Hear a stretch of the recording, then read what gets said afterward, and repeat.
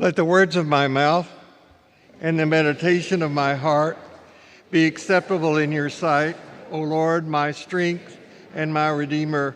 Amen.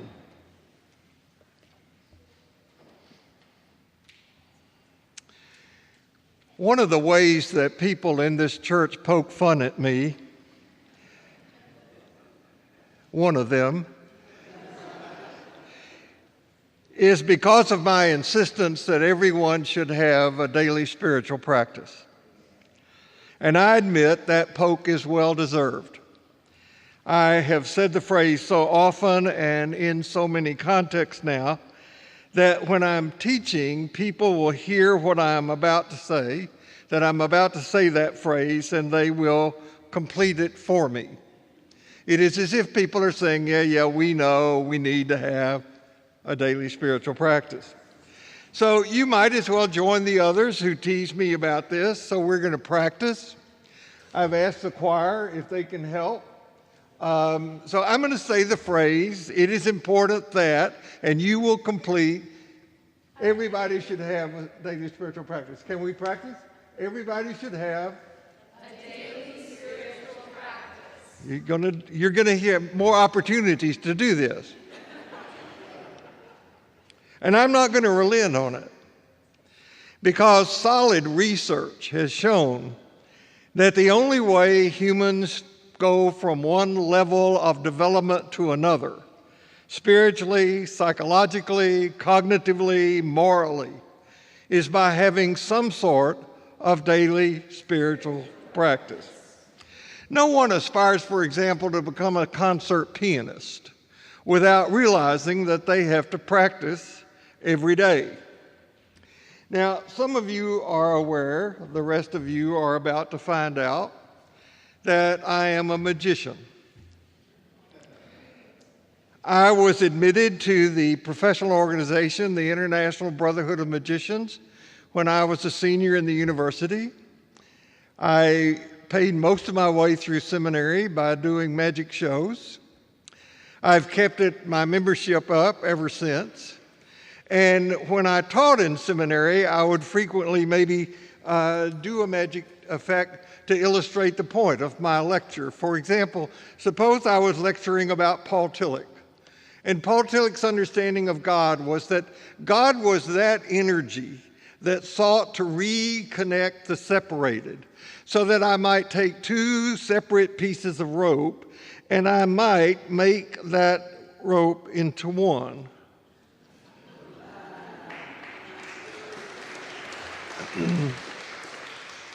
I promise you, this is the first time a rope effect has ever been done from the pulpit of St. Paul's United Methodist Church.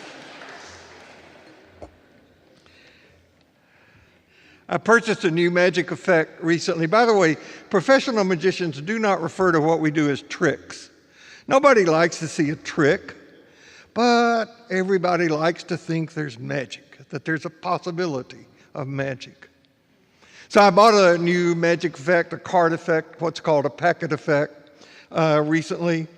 And if you're a pro, you know where to buy it. You get a password-specific password just for you that nobody else can get, and that's the instructional video. So I got the cards, I got the effect, I looked at it, I practiced, and the cards went all over the floor. And I kept practicing, and I just couldn't do it. So I got with a buddy of mine who is a full-time professional magician here in Houston, and I asked him to come over and teach me the sleight. And when he did it, he knew the sleight. It was like flicking a piece of lint off his clothing. He just did it. And I was so envious, and I tried it, and again, it couldn't work. He stood behind me and manipulated my hands while I did the effect, and suddenly the cards clicked into place. And so we did it 8 or 10 times, and then he had me do it 8 or 10 times, and we spent the rest of the afternoon talking about various things. And as he got ready to leave, he said, "Bill, this is really a good effect. I think you will enjoy doing it, and people will enjoy seeing it. If you practice this sleight an hour a day for the next 2 or 3 weeks, I think you'll have it down." And by the way, when you do it, don't look at your hands. An hour a day for 3 weeks for a card effect that lasts 7 minutes. Now, how much more practice do you think it would take to do what Jesus invites us to do in the gospel today, that we abide in him? It's important to have a daily spiritual practice. After first being convinced of this myself decades ago, there wasn't much in the Christian tradition at that time that I knew about having a daily practice. There was no Thomas Merton on the scene. There was no Richard Rohr on the scene. Jim Finley was nowhere to be found. I had a spiritual director who handed me a copy of The Cloud of Unknowing. He might as well have given me a book written in Swahili. I couldn't get it. So after about 20 years of struggling on my own, I finally turned to Buddhism. Buddhists know about daily practice. They know how to practice. So I took a course from Dr. Jack Kornfield. Kornfield is a clinical psychologist and a Buddhist monk. He's got many books written. Please don't look for them now, but you can do that later. But he's really, really, really good. He's a nice, gentle soul. And near the end of the course, he said, I'm going to suggest that each of you spend an hour a day having a meditation practice. Well, we said aloud exactly what you're thinking. We don't have time for that. And it was true. We were young family. We were young professionals with young families. We didn't have time to spend an hour a day. So we vocalized that to him, and after a while during his lecture, he turned to one of us and said, what time you got? The guy looked at his watch, and Kornfield looked at his watch and said, that's what time I got. Implying we all have the same amount of time. It's what we choose to do with it. Well, we pushed back on that too.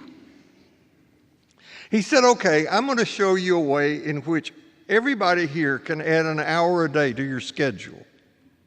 Pads and pens came out. Boy, we wanted this trick. Who wouldn't want to add an extra hour to your day? What is it? He said, unplug your TV sets. Now this, by the way, was before there were iPhones, email, Facebook. If my mother had heard that, she would have said he had gone from preaching to meddling. So sometimes in spiritual direction, I'll ask people, how's your spiritual practice going? And they'll say, well, I tried it for a while, but I didn't get anything out of it, so I quit. You think an aspiring pianist would quit after 4 or 5 days? You think I can learn that card effect by just knowing about the importance of practice? My point is that none of us can abide in Jesus unless we have a daily spiritual practice. Jesus said, abide in me. He didn't say believe in me. He said abide in me. He didn't say have a doctrine about me. Now you go have a nice life, okay? And if you get in trouble, reach out. And if I'm not busy helping a sports team make a winning score,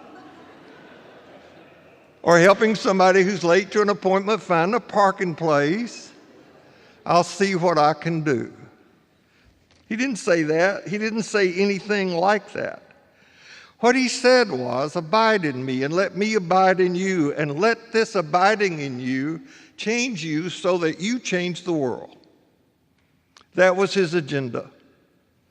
Now, when we do this, we discover that we are involved with some enormous, overwhelming desire and joy, a power that we cannot control because it controls us.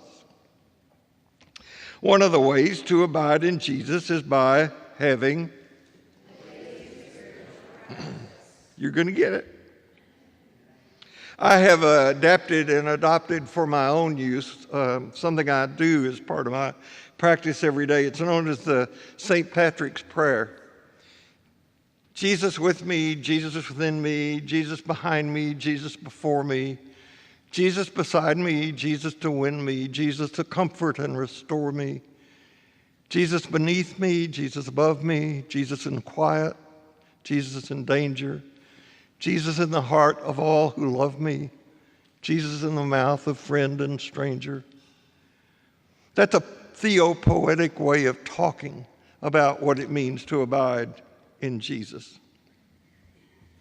Now, suppose that one day I've convinced you and you have a practice, and on this particular day, your practice consists of entering a time of silence with the desire simply to abide in the mystery from which Jesus got his identity. And further suppose that during this time, you're gifted with sight, so that when you open your eyes, you can see differently. That was Jesus' complaint about us, wasn't it? That we have eyes, but we don't see. So let's suppose that during this time, you're gifted with sight, and when you open your eyes, you see as Jesus saw. If we abided in Jesus in such a way that Jesus abided us in such a way that we came to see as Jesus saw, what would we see? If we saw as Jesus saw when we opened our eyes,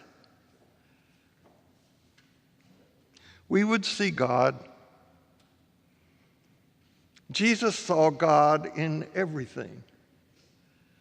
Jesus saw God in everyone. Abiding in Jesus is not simply the result of believing some fundamentalist formula.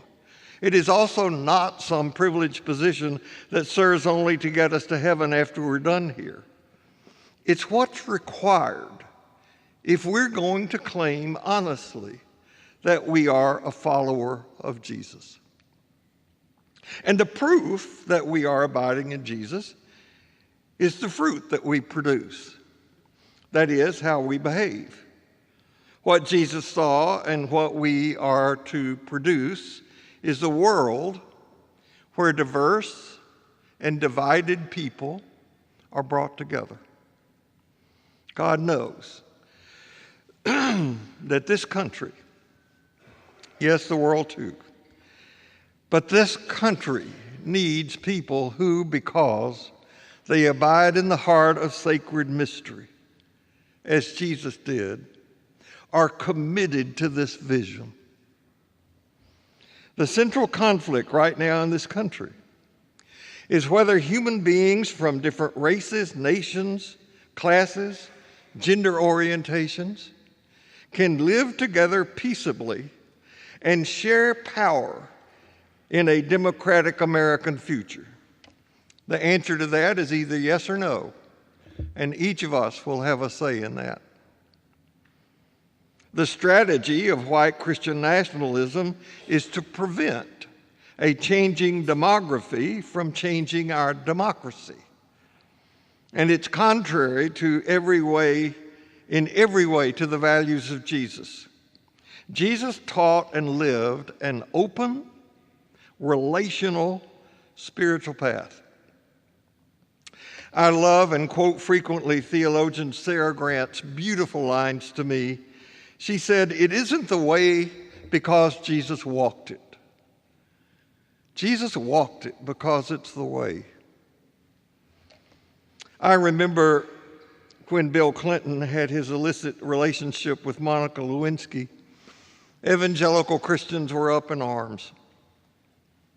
Now many of them embrace a thrice-divorced, serial-lying, multiple-indicted person saying that they are doing so in order to conserve their religion. The best way to conserve the religion of Jesus Christ is by not being that kind of conservative.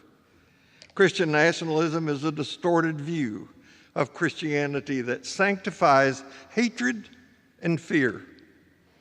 Christian nationalism has given us a political situation that has this nation on a trajectory of fear that leads to hate, that leads to violence. God deserves better than that.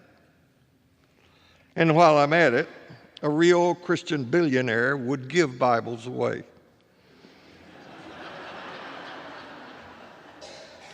Folks, Jesus has fallen into the wrong hands.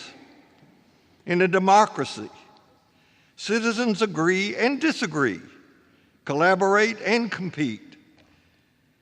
But we must still be neighbors and not enemies. Jesus' core teaching was, love God, love your neighbor, abide in me. I love a phrase I stole years ago from a true evangelical, Jim Wallace. He said, don't go right, don't go left, go deep. And in order to do that, you have to have a daily spiritual practice. Now, you might ask, what is a daily spiritual practice?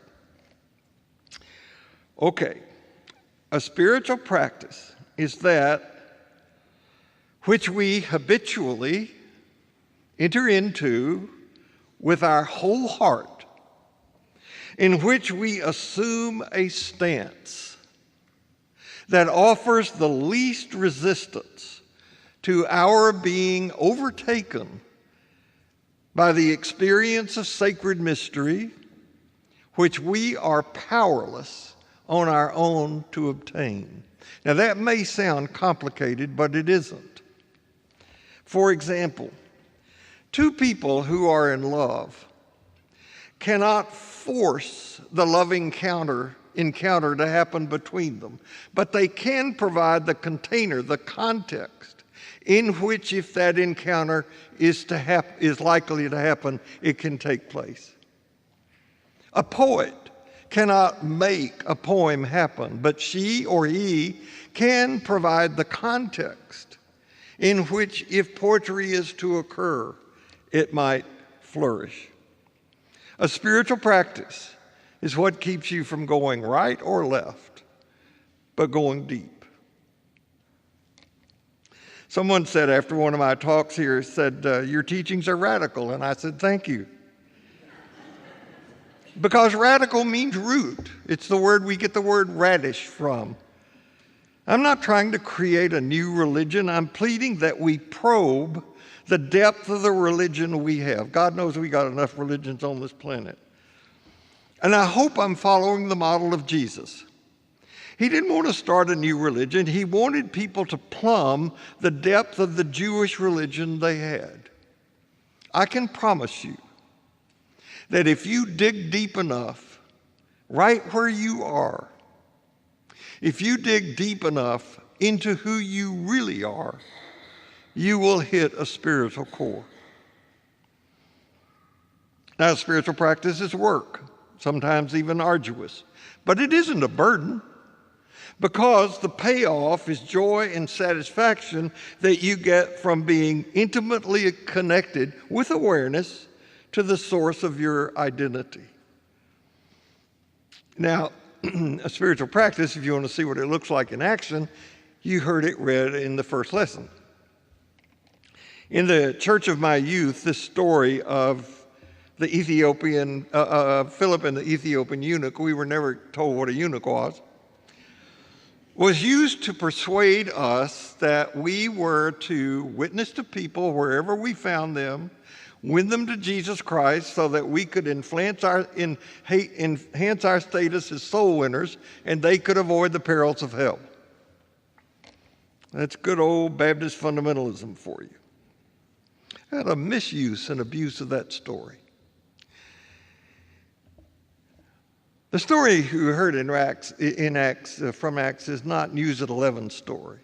It's a poetic story. It's theopoetic. It's a story of what the early church is supposed to look like. The eunuch is in charge of all the money of the court of the Queen of Candace, the court of the Ethiopians. He's traveled all the way to Jerusalem to worship in a temple he cannot enter. According to Jewish law, one who lacks all the necessary male parts cannot enter the assembly of the Lord. That's in Deuteronomy. On the other hand, you got Philip. He has no access to the sort of money the eunuch has. And both social custom and Jewish law dictated that Philip could have no contact with such. But Philip is practicing what this sermon wants to be about, an open, relational theology. Remember, it's a parable. It's a theopoetic story. Philip gets in the same container with the Ethiopian eunuch. So here you have two men, one Ethiopian, one Middle Eastern, one poor, one rich, one Gentile, one Jew, one male, one neither male nor female, and they end up diving together into the water, which in Scripture is, among other things, a symbol for God. What a picture of the church that is, of the church as it should be.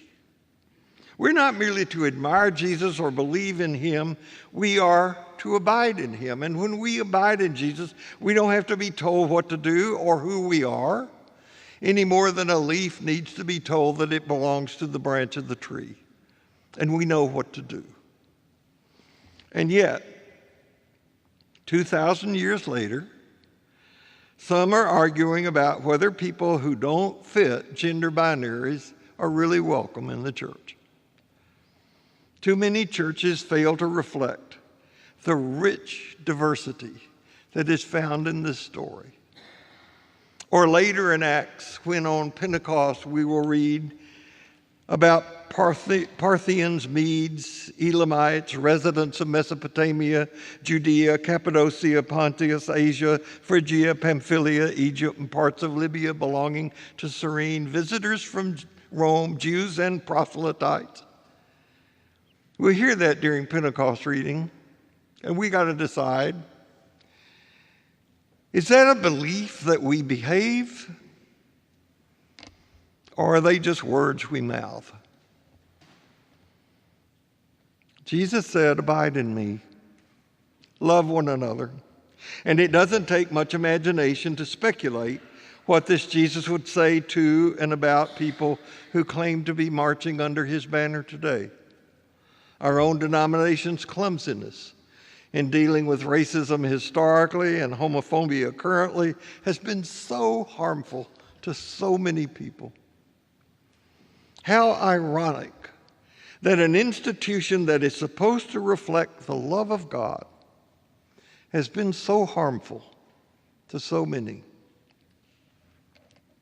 So here's what I think Jesus is teaching, promising, offering in this business of abiding in him, which, in my humble opinion, we can only really do by having a daily spiritual practice. If we abide in him, we will recover what was never really lost. We will acquire what we already have. We will remember what we already know. And we will become who we already are. Who could want more?